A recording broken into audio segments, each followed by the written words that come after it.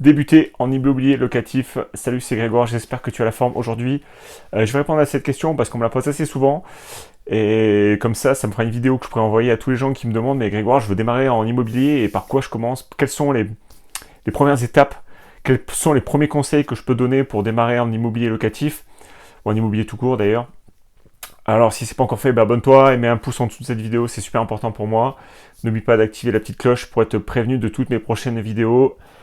C'est important pour moi. Donc déjà quand on me pose la question, t'as Grégoire, je veux investir en immobilier, du coup par quoi je commence? Qu'est-ce que je dois faire? Quels sont les premiers conseils que tu as à me donner?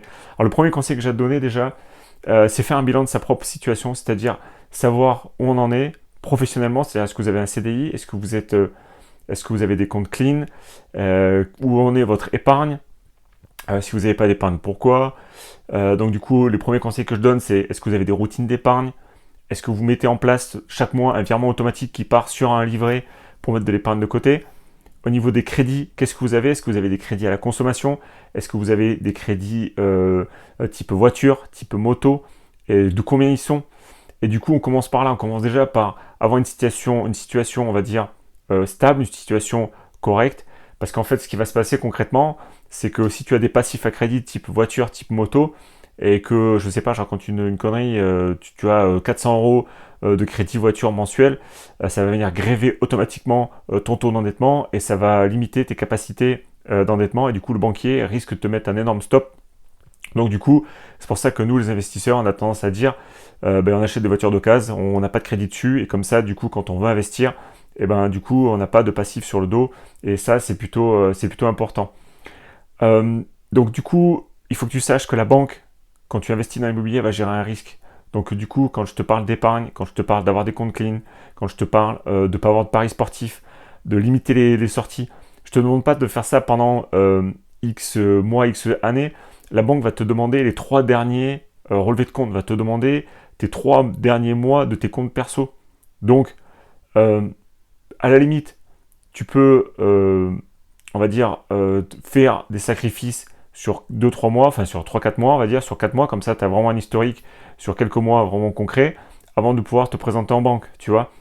L'idée, c'est de vraiment de dire au banquier, je suis quelqu'un de sérieux, je mets de l'épargne de côté, j'ai des comptes clean, j'ai pas de dépenses superflues, je fais attention à ce que je fais, et dans le code civil, on appelle ça bon père de famille. Alors même s'ils ont enlevé le terme, avant c'était marqué comme ça, c'était marqué un bon père de famille.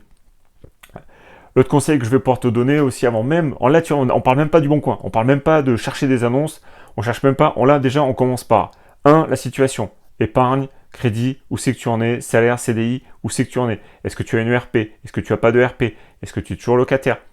Ensuite on va aller, déjà dans un premier temps, ce que je te recommande de faire, c'est d'aller faire des rencontres d'investisseurs, c'est-à-dire qu'il y en a autour de toi, si tu cherches sur les groupes Facebook, il y a régulièrement des rencontres d'investisseurs qui se font. Alors nous, je sais que sur Bordeaux, on en fait quasi une par mois ou une tous les 2 mois. Donc il y en a assez régulièrement. Donc ça permet de se rencontrer, ça permet d'échanger, de voir les problématiques que rencontrent les autres, d'échanger des contacts d'artisans, de banquiers, de courtiers, sur les secteurs. Est-ce que vous avez des problèmes sur ce secteur-là? Est-ce que vous trouvez facilement des locataires? Quelle stratégie vous adoptez sur les secteurs où vous êtes? Est-ce que ça marche? Est-ce que ça marche pas? Donc du coup, ça permet de se faire une première un premier jet, une première idée de ce qu'on veut faire. Donc, les rencontres d'investisseurs, super important. Ça va permettre aussi de discuter, de commencer à ébaucher une première stratégie. Il faut que tu le saches, comment on cherche des biens immobiliers, tu ne peux pas te permettre de dire je vais faire de la coloc, je vais faire de l'immeuble, je vais faire de la LCD. Évidemment que les stratégies sont cumulables, mais au début, moi ce que je recommande chaudement, c'est de faire des choses très simples, c'est-à-dire acheter en nom propre, acheter un premier appartement, faire des travaux, mettre le pied à l'étrier. L'objectif, c'est pas de gagner beaucoup d'argent, l'objectif, c'est de passer à l'action, de vaincre sa peur et d'enclencher la première, et surtout de ne pas rester bloqué chez soi derrière son ordi à se dire j'y arriverai pas. Il ne faut pas hésiter à commencer petit. C'est-à-dire qu'au début, c'est vrai que avoir du financement, gérer les travaux, gérer les locataires, ça peut faire un petit peu peur. Donc au début, si vous n'êtes pas très à l'aise avec la notion de locataire, de travaux, tout ça, il faut peut-être commencer par des choses beaucoup plus simples. Je pense à un parking, je pense à un garage. Je dis souvent, l'immobilier, la direction est plus importante que la vitesse. Au début, il faut chercher à se rassurer, il faut chercher à gagner en confiance, il faut commencer à engranger doucement de la trésorerie, commencer à assainir sa situation, et petit à petit, après, on fait un appartement, on fait un immeuble, et après, on est rendu comme moi à essayer de faire du marchand, à accélérer en marchand, à chercher d'autres stratégies alternatives.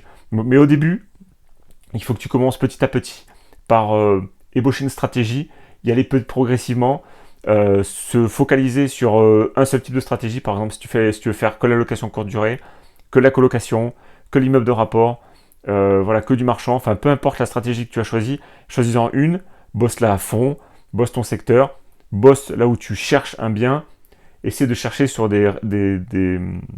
un nombre, un périmètre assez restreint. Moi, ce que je recommande au début, quand on démarre, c'est de chercher à grand maximum 2 heures de chez soi. Alors 2 heures de chez soi, déjà, tu vas voir, ça fait loin, parce qu'il va falloir accepter le fait qu'en immobilier, c'est long, c'est chiant et c'est difficile. Tu vas voir qu'il y a des moments, il y a des phases où les notaires vont pas arrêter de t'envoyer des mails. Il y a des phases où les artisans, tu vas y aller, 15 jours après, tu vas y retourner, tu penses qu'ils ont avancé, tu commences déjà à te projeter sur meubler l'appartement alors qu'ils n'ont ils ont rien fait du tout. Donc du coup, tu vas péter un plomb. Donc du coup, il va falloir que tu appelles l'artisan, que tu demandes où c'est que ça en est, pourquoi ça avance pas. Enfin, tu vois, en fait, il faut accepter que l'immobilier, c'est long, c'est chiant, et que du coup, il faut accepter que si en plus tu rajoutes à ça de la distance, donc je parle au-delà de 2 heures de route, après au-delà de 2 heures de route, ça commence à être trop compliqué. L'autre point que je voudrais te mettre en garde, c'est, voilà, quand je dis 2 heures de route, c'est 2 heures de route accessible, c'est-à-dire qu'il y a une autoroute, tu peux y aller le samedi matin, voilà, et voilà, faut vraiment que ça soit, on va dire, entre guillemets, il faut que ça soit facile d'accès, quoi, vraiment facile d'accès. Donc 2 heures maximum, 1 heure c'est idéal, 1 heure c'est vraiment bien, c'est cool, on peut faire ça dans le samedi, tu peux y aller un soir de semaine si jamais il y a un souci ou quoi que ce soit. Après le boulot, tu peux aller vite faire voir tes travaux après rentrer à la maison. Alors oui, je sais, ça fait des grosses journées, oui, ça demande des sacrifices, mais c'est comme ça, c'est l'immobilier, il va falloir y aller le samedi, il va falloir y faire des visites, il va falloir y faire des offres, après il va falloir prendre des rendez-vous à la banque, donc ça prend du temps, c'est long, il faut l'accepter, ça demande aussi de faire des choix dans sa vie perso, ça demande de faire des sacrifices, mais c'est des sacrifices qui sont faits sur le court terme, parce que une fois que c'est en place, une fois que ça tourne, une fois que tu as choisi le bon locataire, que les travaux ont été faits, eh bien, je peux te garantir qu'avec mon expérience, j'ai certains appartements qui tournent depuis pratiquement depuis des années. J'ai fait les travaux, les locataires sont là, ils sont très heureux d'être là, ils sont très contents.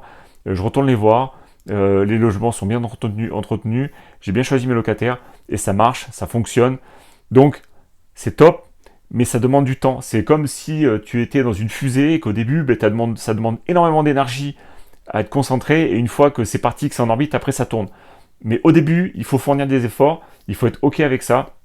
Il va falloir être OK d'y aller le samedi plutôt que d'aller faire une séance de sport ou plutôt que d'aller faire la fête avec les copains ou plutôt que d'aller profiter, ben, il va falloir aller faire des visites ou faire des offres. Alors je te garantis que moi je l'ai fait aussi, ben, de ma propre expérience, mais il y a des moments c'était pas cool hein, quand tu vois les autres gens sur les réseaux sociaux profiter de la vie, aller boire des coups pendant que toi t'es coincé en train de faire des meubles à Babelwed à 1 heure ou 2 heures de route de chez toi, ben c'est pas cool quoi, je veux dire c'est pas cool. Mais toi tu penses à l'avenir, tu penses long terme, t'es un investisseur, tu penses rentable, tu penses au long terme, et c'est comme ça que ça fonctionne, c'est comme ça que l'immobilier fonctionne. Au bout d'un certain temps, quand tu auras assez d'immobilier, ben, tu pourras te permettre de lâcher ton job et d'avoir plus de temps libre. Mais pendant ce temps-là, les gens qui ont profité, pendant que toi tu bossais, que eux profitaient, ben maintenant ça sera l'inverse, c'est-à-dire que ça sera toi qui profiteras et ce sera ces gens-là qui travailleront parce que tu auras visé long terme. Et ça, c'est extrêmement important, c'est extrêmement intéressant. Ensuite, les premiers conseils aussi que je peux donner quand on débute en immobilier, c'est qu'il va falloir impérativement chercher avec des travaux. Alors je sais, les travaux, ça peut faire peur quand on débute, parce qu'on n'a pas d'idée du coût, on n'a pas d'idée au niveau, on ne sait pas estimer les travaux, on ne sait pas combien ça peut coûter. Et autour de cette chaîne YouTube, tu trouveras des vidéos qui parlent de travaux, qui parlent de comment estimer des travaux. En gros, voilà, si tu cherches un studio, un T2, nous on sait que quand on fait un studio, il y a 20, 25 000 euros de travaux. Quand tu fais un T2, tu es plutôt dans les 30, 35 000, 40 000 si c'est un grand T2, un peu plus cher si c'est un T3. Mais déjà, ça donne des premières fourchettes, tu vois. Ça donne des premières fourchettes sur rénover de fond en comble un studio, un T2. C'est pas vrai partout, mais déjà, ça permet déjà de se faire une idée, de voir un peu si c'est rentable ou pas. Euh, Ça passe par la mise en valeur. Les travaux sont extrêmement importants parce que tu vas mettre en valeur le bien, tu vas le remettre au goût du jour, donc tu vas forcément chercher des biens qui sont sous-cotés, qui sont vraiment, on va dire, impérativement moche, vieux. Là, typiquement l'appartement de mamie qui était là depuis 10 ans, depuis 20 ans, depuis 30 ans, et qui est dans un mauvais état, qu'il faut remettre au goût du jour. Et là, du coup, ça passe par la case travaux. Donc nous, on se concentre beaucoup sur la partie seconde œuvre, on se concentre beaucoup sur la partie, on va dire, voilà, isolation, peinture, sol. Enfin voilà, on essaie de minimiser vraiment le gros œuvre parce que ça coûte très très cher. On essaie vraiment de se focaliser sur le second œuvre. Déjà, ça coûte cher aussi le second œuvre. Mais une fois que les travaux sont faits, bah, tu sais que tu es tranquille pendant un paquet d'années, que c'est beau, que tu vas pouvoir rouler facilement, qu'au pire des cas, avec ta trésorerie, tu vas pouvoir mettre un petit coup de peinture entre deux locataires pour que ça se reloue très facilement. Ça sera très bien comme ça. Donc la case travaux, très important, ça va te permettre de négocier, ça va te permettre de faire des offres relativement, pas massacrées, mais on va dire des offres qui sont relativement basses, qui sont relativement... voilà, et c'est pour ça qu'il faut enchaîner les visites, il faut enchaîner les offres, parce que les offres ne passent pas à chaque fois, et qu'il ne faut pas attendre que les offres soient acceptées pour justement... voilà, il faut enchaîner, il faut vraiment enchaîner, il ne faut pas perdre de temps. Tu vas passer des samedis sur un secteur, il ne faut pas faire 2 heures de route pour aller visiter un bien. C'est-à-dire que si tu vas faire 1 ou 2 heures de route, bah, tu essaies de programmer une journée visite, t'expliques à l'agent immobilier que tu viens sur place exprès, que tu prends une voiture, que tu payes du péage. Donc est-ce qu'il y aurait d'autres biens qui pourraient correspondre dans le budget? Donc voilà, n'hésite pas à dire aux agents immobiliers, euh, voilà, la typologie de biens que tu recherches, mais surtout, sois très précis dans ce que tu recherches, sois vraiment, on va dire, comment dire, vraiment ouais, précis, c'est-à-dire tu vas vraiment demander à l'agent immobilier, je cherche tel type de bien parce que je veux faire tel type de stratégie. Il faut que déjà dans ta tête, avant même que tu commences, il faut déjà que tu te dises qu'est-ce que je veux faire comme stratégie et quel type de bien je recherche, tu vois. Il ne faut pas s'éparpiller. Tu pars sur un seul type de bien et tu cherches que ça. Tu te focalises là-dessus, sur tes routines de recherche, matin et soir, midi si tu es vraiment en mode hyperactif. Du coup, tu te mets voilà le type de bien que tu recherches et tu regardes que ça sur le secteur qui t'intéresse. Donc voilà un petit peu le, la typologie, un peu la démarche à suivre quand on cherche un bien. En termes de fiscalité, on peut en parler rapidement. Je te recommande chaudement de démarrer en nom propre. Location meublée au réel, c'est très bien. Le LMNP, le fameux LMNP. Un premier appartement, tu le meubles. Voilà, tu passes par un comptable, tu verras si tu fais des travaux, tu ne paieras pas d'impôts pendant plusieurs années. Donc ça, c'est plutôt chouette, c'est plutôt pas mal. Donc au niveau fiscalité, pas se prendre la tête, nom propre, LMNP, un premier appartement, on fait des travaux. Voilà, là je dis ça, c'est facile, mais entre le moment où tu regardes cette vidéo et tu dis je vais démarrer l'immobilier, et le moment où tu vas commencer à prendre tes premiers loyers dans ta poche, il va très facilement se passer un an. Donc faut l'accepter, que ce soit long, que ce soit chiant, les travaux, les banques, mais je te garantis que ça marche. Je t'encourage à le faire parce que c'est vraiment chouette, c'est vraiment top, ça permet de se créer un patrimoine, ça permet de se créer des revenus parallèles. Moi j'en suis très content, j'en ferai dans le futur. Moi personnellement, comme tu le sais, je fais maintenant plutôt du marchand de biens. Dans le futur, je souhaite même m'orienter vers plutôt des locaux professionnels ou des box d'artisans, des choses, des cellules où que ça soit encore plus passif que l'habitat. Parce que les locataires, la gestion à terme, faut pas se leurrer. Des fois, c'est un peu pénible, quoi. Mais quand ça se passe bien, ça se passe vraiment très bien. Quand ça part en live, ça peut vraiment partir en live. Tout ce qui est impayé, alors les impayés, ça peut faire peur. Quand on débute en immobilier, on peut avoir des peurs sur les impayés. Les impayés, franchement, il y a une arme que je trouve absolument redoutable contre les impayés. J'ai déjà fait une vidéo là-dessus, j'en reparle rapidement. Ça s'appelle Visal.fr. Visal.fr, c'est un organisme d'État qui, c'est gratuit pour toi et pour les locataires, qui va garantir jusqu'à 36 mois d'impayés et jusqu'à 2 mois plus le dépôt de garantie de dégradation. Alors je sais, c'est pas non plus miraculeux, mais c'est gratuit. Ça permet justement aux locataires, comme ils sont obligés de faire un dossier en ligne pour accéder au logement, du coup ils sont obligés de donner tout un tas de justificatifs de leur situation. Leur situation va être, on va dire, projetée. Donc du coup, le Visal va dire, monsieur le locataire, vous avez droit à X centaines d'euros de loyer maximum par rapport à vos revenus. Donc du coup, si ça rentre dans ton logement, c'est nickel. Après, il suffit de leur demander leur code de visa. Toi, tu mets sur la partie bailleur ton code Visal, enfin leur numéro de visa. Et du coup, c'est nickel parce que grâce à Visal, tu vas pouvoir sécuriser ton investissement. Donc ça, c'est un tip que je peux te donner aussi aujourd'hui. Ne pas hésiter à utiliser visal.fr. Donc visal.fr, ça s'écrit V-I-S, un seul S, A-L-E, V-I-S-A-L-E.fr, visal.fr, c'est top. c'est garanti par l'État, c'est nickel. Donc voilà pour la vidéo du jour, pour débuter en immobilier, quelques petits conseils comme ça rapidement, parce que je me suis rendu compte qu'il n'y en avait pas du tout sur la chaîne YouTube, sur ma chaîne YouTube.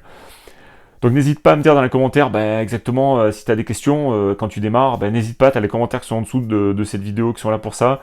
Tu as aussi le groupe Esprit Imo, tu as le lien dans la description, n'hésite pas à venir nous faire un petit coucou et raconte-nous un peu tes problèmes, quelles sont les problématiques que tu rencontres.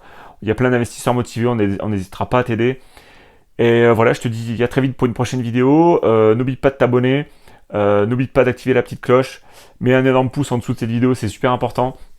Je te dis à très vite pour une prochaine vidéo. Bon début dans l'immobilier. À bientôt. Ciao, ciao.